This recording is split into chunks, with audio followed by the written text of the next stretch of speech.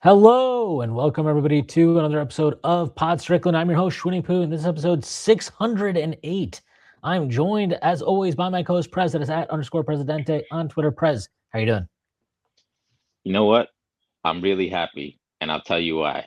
9 times out of 10, whenever we have like the wildest day in the NBA, it's always after you and me record, and it ends up being you and Stacy getting to talk about all the crazy stuff while I'm talking about like what are the Knicks gonna offer their eighth man or whatever. So finally, I get some of the glory.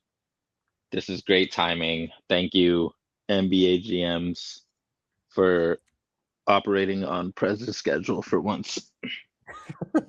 It's a good time, and to ring in such a good time. I thought you were gonna say because you're a Yankees fan. The Yankees playing so well, but no, to ring in this Not wonderful the NBA time, offseason. Shwin. Not the time. Oh my God.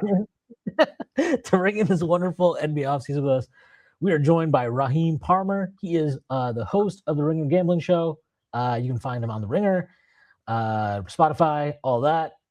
Give him a follow also on Twitter at I am Rostradamus.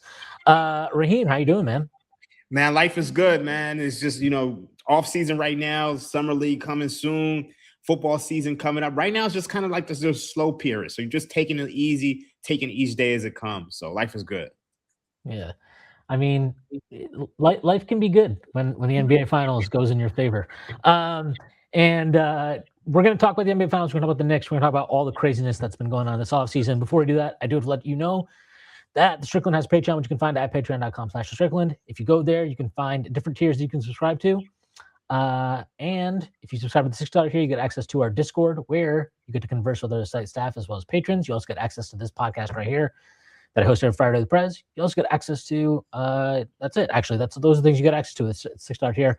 There are other tiers, $9 tier as well. You get access to Strictly NFL on there. That is a podcast about the NFL, which you guessed it is hosted by Constantine Metricos and Luca. And if enough of you subscribe, I won't have to do any more of these awkward ad reads. Also, thank you to our sponsor, FanDuel. FanDuel is you covered for all of your sports betting needs. NFL futures, NBA futures, MLB regular season, World Cup, all of it right at your fingertips over on FanDuel. All right, so I wanted to start obviously with the Knicks winning the title, and I like it's kind of perfect that you're on today, the day after whatever the hell's been going on in the NBA last week, really. I was like initially like when Knicks win the title, and then you start seeing like teams getting really aggressive in trades, and it's like you see the LaMelo trade, to the Giannis trade, and there are a lot of people that were like, oh, like the Knicks win a championship, and now everybody's going crazy, and I was like, I don't know, I think teams are going to go crazy this summer no matter what. But the level of aggression we're seeing, and look, some of this is just about second apron, teams having to make hard decisions, but it does feel like the Knicks were not a team that even around the NBA was considered a favorite to win the title. It feels like they were always viewed as an underdog, and even as they were running through the Eastern Conference, they really never got, I don't think, respect from within the league, even reporters, all that stuff, media, leading into the finals, that they could really beat either Oklahoma City or San Antonio, who they did ultimately beat. And I'm just like, Raheem, we talk about the Knicks all the time, but I'm curious to hear your thoughts on this. Like, do you think that this aggression we're seeing, and kind of like aggression in interesting ways, right? Like Boston trading Jaylen Brown, not just trading him, but trading him within the division for a haul that is not exactly a killer. Do you think these type of moves, and again, the level of aggression we're seeing in our league is at least being tilted a little bit by seeing this champion that was not ballyhooed, that was not considered an overwhelming collection of talent, that doesn't have a generational talent, generational player on it? Do you think that's part of why we're seeing all of this? I think it's part of it, but then I also think certain situations have run its course. So we kind of knew that the Giannis situation that has run its course with Milwaukee. So naturally, if you're looking at the Celtics, you're looking at a situation to where you have a star player who it's probably the most divisive star player I've seen since like Carmelo Anthony or Allen Iverson, because some people seem to think he's a top 10 player. It seems like the league and the general managers and everybody who does analytics thinks he's closer to the top 20 or 30 or even 35. I've seen top 50. And he has a contract to where he's about to be making $60 million a season. So I think with the salary cap and, you know, the second AFRM and the new CBA, it's forcing teams to say, hey, look, we got to make a move. And, you know, unfortunately, once you try to trade him for Giannis Antetokounmpo, and this is a guy who he's been as dedicated as he possibly can to the franchise. I mean, Jason Tatum didn't play all last year, and he held down the fort. I mean, this guy won Finals MVP. This guy won Eastern Conference Finals MVP. This is a guy who has, 4 or 5 All-Star games, all NBA. He feels disrespected. So I think that move, you know, snowballed into, okay, because we couldn't get Giannis and we put you in the trade deadline, now we got to ship you. And then with all of the screaming stuff. And then, you know, ultimately, I just think we're now in an era that this is basically the NFL now. This is no longer the NBA that we grew up on for 30 years, to where you have the same teams winning championships. And it's almost like this linear progression, because a lot of people thought we'd see the linear progression with the Denver Nuggets or the Boston Celtics or the Oklahoma City Thunder. Those were supposed to be the teams who were supposed to win multiple championships. Now, we don't know if they're ever going to get back to there again. So I think teams are understanding that we can go for it and we have a chance to win it. Yeah, no, Prez, go ahead. I was going to say, I think it's especially, I think that's the key. It's like people are like, oh my God, like we have more of a chance. Like everybody knew it was like I'm sure like all the teams knew it was like a parity league, right? Like different champ even before the Knicks won. But like, I think SGA and the Thunder specifically not achieving the goal, and, you know, the Spurs for all their progression, like still having a lot of training wheels on in many ways, despite the fact that they got to the finals. Like teams are really feeling themselves and thinking like, okay, like you don't need an MVP guy. And they also know, like, even if you do win, to your point, Raheem, like even if these teams do win, before you used to see teams used to hear quotes about like, nah, we're preparing for after the Thunder's window. Yeah. You remember that? Especially with KD. It's After like, the why Warriors. even bother? Yeah. I mean, that's what I meant, the Warriors. Yeah. It's like, why even bother, right? And I remember when I heard that, I was like, yeah, I'm not even mad at that. So like, you're right. Like there's definitely a bit of a rush right now. And on top of that, like, this is the thing I think that makes it the funniest thing of all, and we'll get into it later with the Jaylen stuff, but like just different people's ideas of like what moves are acceptable if you're going for it.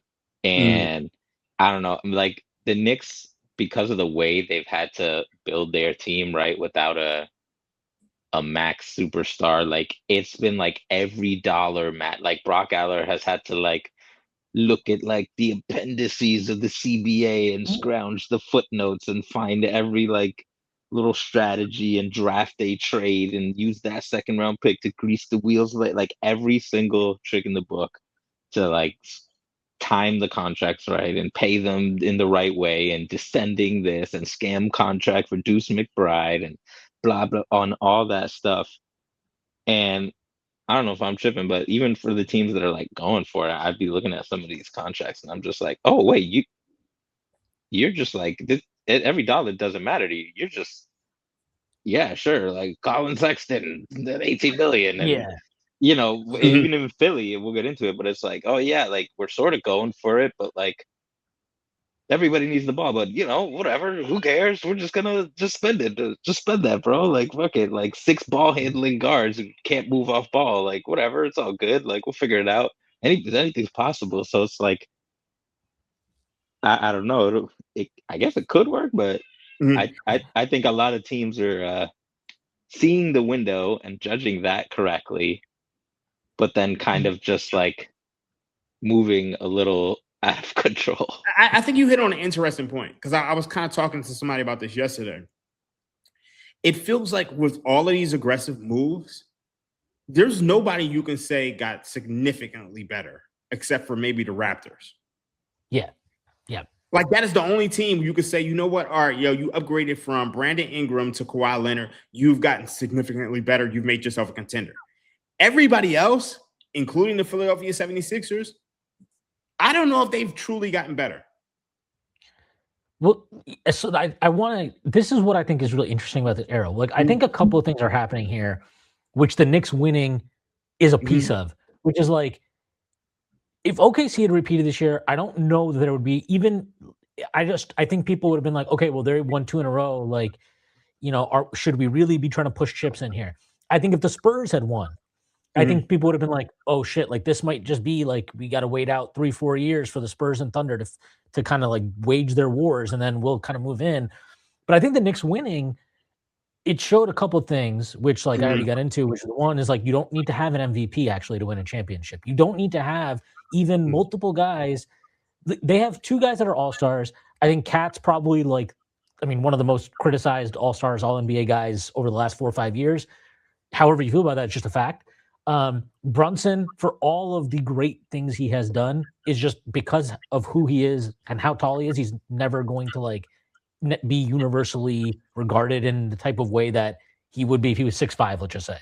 And so like then you have like, okay, they traded all their picks for Bridges. Did that make sense? Okay. Oh, Anunoby's really good, but they gave him like this $250 million contract. Josh Hart is really good, but he like, what position does he play? He can't shoot. Sometimes he shoots. What's going on here?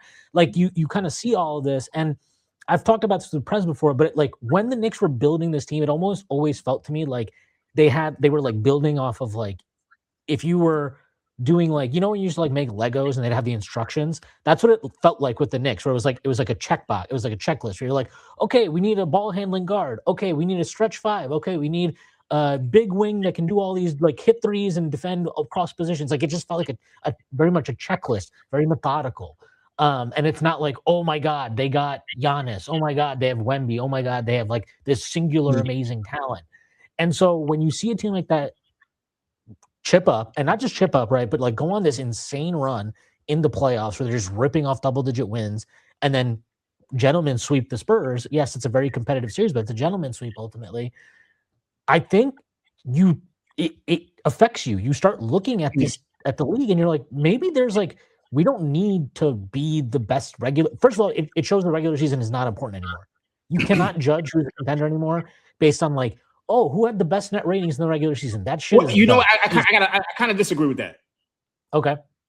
Because I think the Knicks showed us enough in the regular season to make us think that they're contenders. And then also I think the Knicks, what they did to the Spurs in the regular season and the in-season tournament, it told me, all right, yo, this team can compete. So I think the regular season, it matters, but I think you kind of got to look, you got to dig beneath the hood. You kind of got to look at, because I think during the regular season, and this is the thing that Mike Brown, I think he did really well, is he tried different things. He tried different lineups. Yes. I don't think Thibs necessarily did that. So now in the playoffs, you can say, you know what, I'm going to go to Shaman because I've seen it work during the regular season. So I think the regular season matters, but it's a trial period. And you got to be trying different things. You got to see what matchups work. You got to see what angles you can go to. But then it's not going to be a thing to where it's like, oh, shoot, this team won. You're the Detroit Pistons. You're a try-hard. Yeah, winning 60 is not the bar anymore of like, oh, this team is 100% a contender. And I guess, you're what you said is I 100% agree with. I think it's like, how do you get there? How do you achieve these totals? Like the Spurs and OKC to me, I was pretty sure they were contenders all along. So I was like, this looks and feels like a contender. Like everything they're doing looks and feels like a contender. Do they have flaws? Sure. But like this kind of matches up. The Pistons, me and Prez talked about them a bunch on the air because they're always so confusing to me. But like ultimately you saw pretty early on in the playoffs, you're like, this is not a contender. Like this is just not a contender. And so like, anyway, to bring it back to like what we're seeing now around the league and with the Knicks is what I wonder though, is if teams, I appreciate the aggression. I think it's good for the NBA that like there are more teams that are going for it and are incentivized now to go for it because tanking is not a real thing anymore. And so like, I think that's a good thing, but I do wonder if there are teams that are like the Knicks were aggressive in building their team. They were aggressive in finding a window and creating a window and then just piling through that window and getting a championship. So Mhm. the aggression I appreciate. But I think the Knicks did it in a very smart way. And I'm looking at a lot of these moves that are being made around the league, and I'm like, I think you're taking the right like conclusion from the season of like, Mhm. why not us? There are multiple ways you can win a championship. There are multiple team constructs. We don't need to have the best player in the league or the second best player in the league, or third best player in the league. We can have like the seventh best player in the league, and we can go for it. But like, okay, that's correct. But then the actual process of like how you're going about that matters. How are you building this roster around this team? And that's where like I look at a team like Minnesota, and I actually look. I think the talent gamble on LaMelo for them makes sense. But I'm Mhm. also like, where, what is the pathway for you here? And I'm like, I kind of am with that with Philly. I think they're a little bit different, but like, I'm like, you have Joel Embiid on your roster for the next 3 years on this contract. Like, Jaylen Brown might be like he's better than Paul George in 2026. How much better is I think a lot of it just has to do with the fact that Jaylen Brown plays games. Like he just Yeah. plays more games, and that matters. But if you're just talking about like peak for peak, I don't think there's that much of a difference between those two guys. I think you saw that in the first round this year. Paul George can't sustain that peak, unfortunately, because his body's not going to let him. Um, and so I just like look at some of the aggression, and I wonder if like teams are taking the wrong lessons away from what they saw from what the Knicks achieved in the finals or throughout the season, really. I think in the case of Minnesota, they know they needed a point guard. Like Yeah. that was key. They knew that, or they're playing the corpse of Mike Conley. With Anthony Edwards out there, he needed another ball handler because he was pretty much getting trapped every time down the court. So I Yeah. think they knew that they needed that. So I can't really fault them for that. Now, what do they do with the front court? Obviously, you have Rudy Gobert, but you lose a large part of your identity when you let go of Nas Reed and you let go of Julius Randle. So I think that's going to be a thing to where it's like, all right, where do you get that part going? But as a whole, I do think this is going to improve their offense. So I think maybe. And then if you look at the half court offense against the Spurs, they really couldn't score. Yeah. So I think maybe they're looking at it like this. Look, we spread the floor. We got Anthony Edwards, we got LaMelo Ball. Now we get a chance to pull Wemby out of the paint a little bit more. So I can kind of see where they're going with that. Now with the Sixers, I think this was just them capitalizing on a sour relationship between Jaylen Brown and the Boston Celtics. I think it was a situation to where, at least from my sources, they're saying that Jaylen Brown didn't demand a trade, but my sources said that he did. Ultimately, when they made the Giannis trade, he didn't want to be there. When they tried to trade him for Giannis, he didn't want to be there anymore. Well, So, so I think probably, this is always like this weird thing where it's like he didn't actually demand a trade. And it's what Shams report, what he said, in like, because you always have to kind of read through this shit. He said, like, once they did not make the Giannis trade, they couldn't get it done, which was a huge fuck up on Brad Stevens' part. Just ridiculous. Like once you put him on the table, you got to get that deal done. But once they didn't get it done, what Sham said is the only way to repair the relationship would have been to give Jaylen Brown the 2-year, $145 million extension that would be tacked on to the 3 years he has left on his contract, and that would have been in July, so like yeah, this month. And it's like, so at that point, it's like, okay, maybe you didn't demand a trade, but to your point, it's like that's basically a trade demand. yeah. And ultimately, I think the Boston Celtics is pretty clear that they shopped him around. After they couldn't get the Giannis deal, they shopped him around. And like I said before, you have a guy making $60 million. If you're making $60 million a season, you got to be a superstar. You got to be a guy who can for sure get you to a championship. And I don't think a lot of teams felt that. And I think for the Sixers, it was a good gamble because, people have been arguing that Paul George, even though he outplayed Jaylen Brown in the playoffs, people have argued that he's one of the worst contracts in the league. So you get a chance to get off of him, and you don't lose VJ, you don't lose Maxey. Obviously, you still have Embiid. So now you have a nice core going forward. Now, I don't know what's going to happen with Embiid, but ultimately, I think anybody would take that deal to take a guy who is 6 years younger. He's going to play games. He's going to be able to soak up innings. And, maybe you're playing Brown. Maybe you're playing VJ. You're playing Maxey. You're playing Anthony Simons all these minutes during the regular season, and you're pretty much low managing Joel Embiid to the point where it's like, all right, if he's just healthy for the postseason, we got a shot. And then also, I think you obviously have to match salaries. So I think Philadelphia was probably the only offer out there, because I don't think most teams were just willing to pay that salary from Jaylen Brown. But this was a good gamble for Philly. The other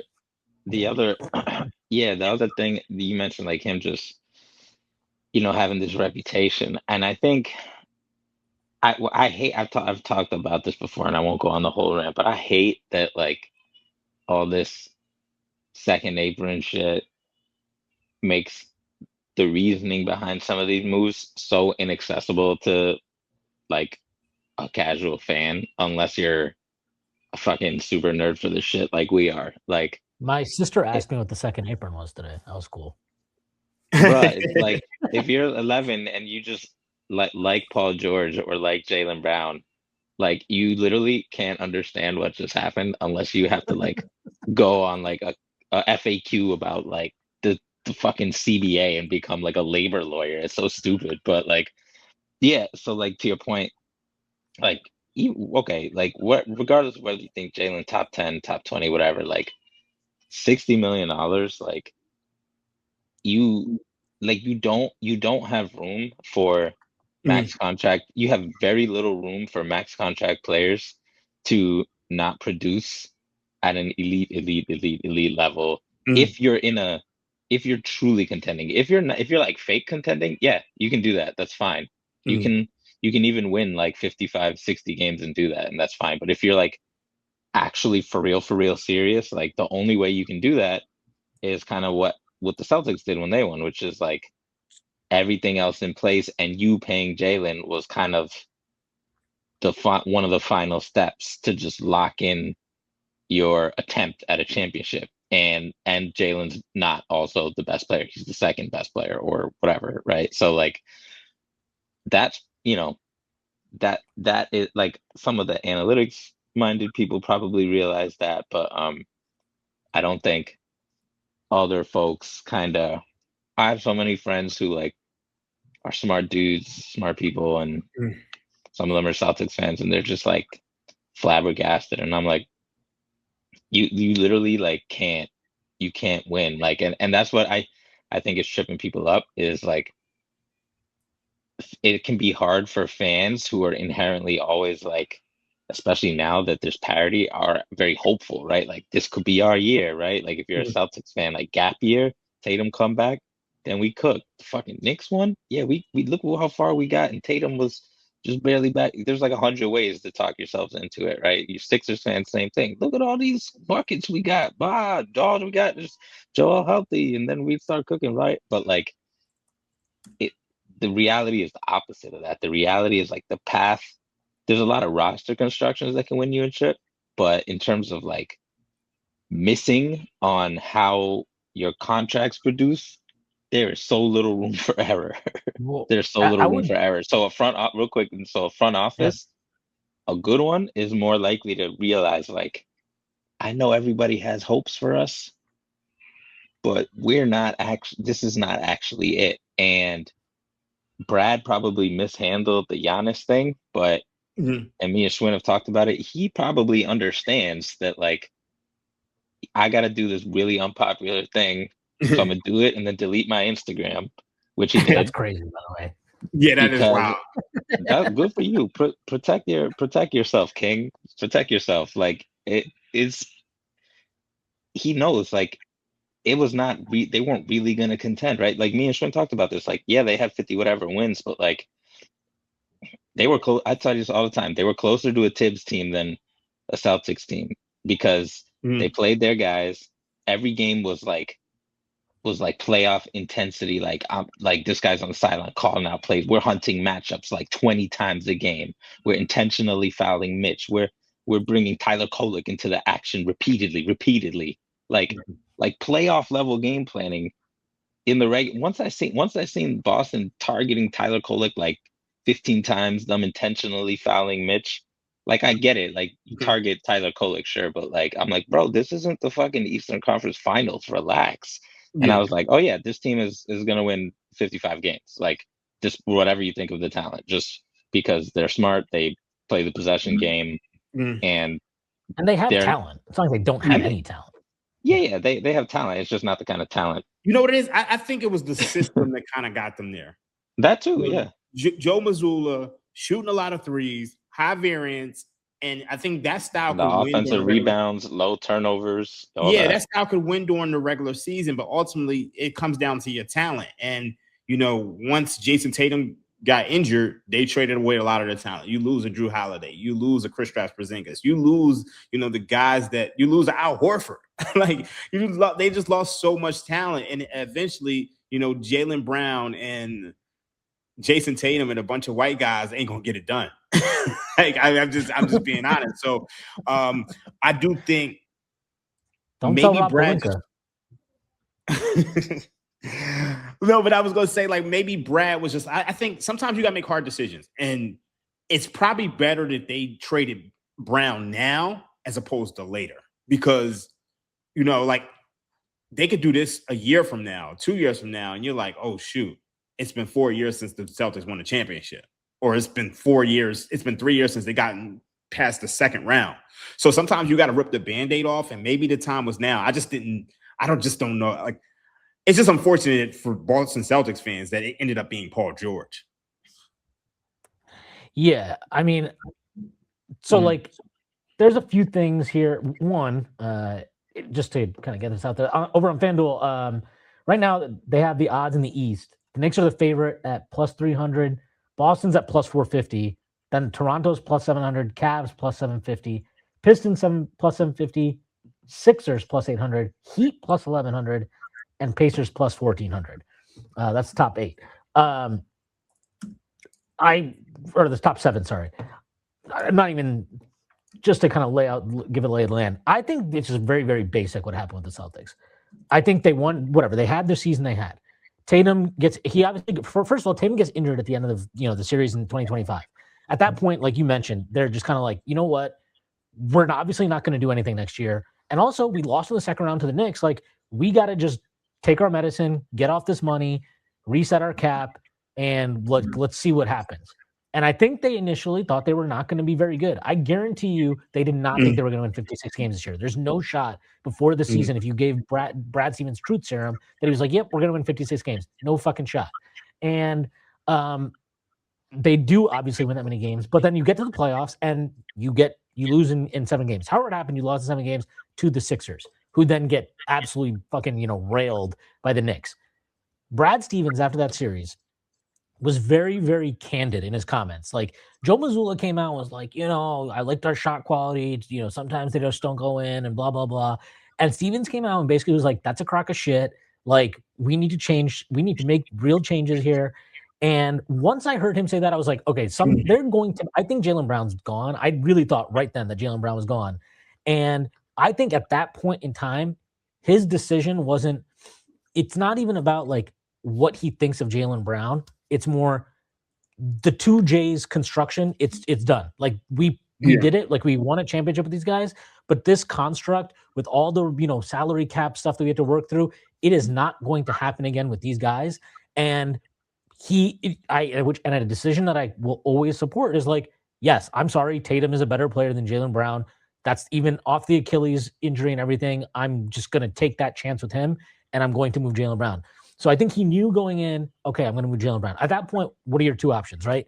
Okay, you move Jaylen Brown to level up for a star, or you move Jaylen Brown to, okay, you're going to take a step back, you get some picks, and then you move on. He tried the first one with Giannis. Now, I think he completely botched that situation, because once you put Jaylen Brown on the table, like, you officially are like, yeah, look, this is our offer. It's Jaylen Brown and 2 picks, which is the offer that was reported.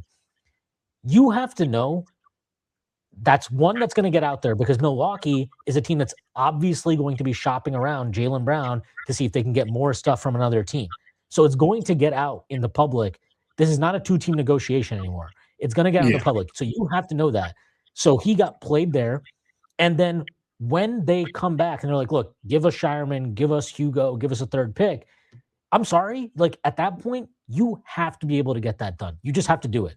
And if you were never willing to go that far, then you should have never been in that conversation anyway. Then you should have just done what you ended up doing, which was shopping Jaylen Brown. And I actually don't think that they were going to get a significantly better offer than what they ended up getting, but I promise you it would have been a little bit better. And so I just think that he showed, like, I know that Stevens has been a really good executive during his time, but this shit to me showed a little bit of, like, you are still pretty young for an executive. This is like what, his third or fourth year on the job as an exec. Like, that shows a little inexperience. Like, you got played a little bit. You didn't understand the dynamics of what you were dealing with. And I think that they made the right call. Like, because I agree. I don't think they were ever. I was talking about this all year, where it was like, this conventional wisdom was like, oh well, like, Tatum will be back next year, and then they can add pieces. And I'm like, what do you mean? Like, they don't have a front court. Their guard play is taking a massive hit. Like, you can love Hugo and Shireman as much as you want, but like, these guys haven't proven dick in the postseason. Like, you don't have the talent level that you had when you won a championship. And so replenishing that is really hard when you don't have extra resources and you don't have capital. And like, they made a tough decision. I think the decision they made was the correct one ultimately. But how they got there was all fucked up. And and then, like, on top of it, I find the Mitchell Robinson contract that they gave out kind of weird, because, like, I guess you could, what I would say is, basically, to Stevens, he thought, if we give the two J's one more year, that's actually not even contending. Like, we can't contend with this. So that's actually punting too. That's a punt year too, as far as he saw it. So he knew he had to make a move. So but then you bring in Mitchell Robinson, who's a massive injury risk, who, like, we love. Shout out Mitch. Thank you for your years of service. Thank you for big boying Wemby. Like, you bring him in, and this is obviously a punt year now. You're not winning the championship this year, at least as far as things stand right now. I find that to be very odd. But like, the actual decision of trading Jaylen Brown and all that, like, I think that's more about a bad process and a bad handling of it all, than it is like, I don't really question the decision. And I think people are just more shocked at the return, because they didn't understand the dynamics of, like, his contract within the league. And then you have all of these, like, this is also an interesting conversation, because this is the first time where it feels like you really feel the value of this player. Like, 10 years ago, Jaylen Brown, regardless of the contract, is returning way more value, way more value. But you're seeing this tipping point now of, like, real analytics, like really dictating a lot of what value is around the league. What's so funny? I think Brad Stevens failed the same way he failed as a GM just now. I also think he failed as a head coach. I think people don't realize that the NBA is about managing egos. And you saw his last year, it was like, oh shoot, he had so many guys, he couldn't manage everybody. And you saw it with the same when Kyrie was there, especially the year with the second year Kyrie was there. It's like, you got all of these guys and you can't manage them, because to me it was like, Ario, he's a brilliant college coach, and he was great those first couple years when you had Isaiah Thomas and you had Avery Bradley, and you had guys not really expected to perform. But then when you got all the stars together, it was like, to me, Udoka and Mazzulla were better at managing the egos. And I think that's where he failed here, because you end up pissing off one of your franchise players, and the process ended up just going poorly. So I think that's something that, Brad Stevens is going to have to learn from. But yeah, ultimately, I don't really know where the Celtics kind of go from here at this point in time. I mean, I do think they're going to be a good regular season team, because they're always going to have Tatum, and they're always going to have the high variance of threes. But it's kind of crazy to me that, how do you guys feel about them saying that Derek White had a better season than Jaylen Brown?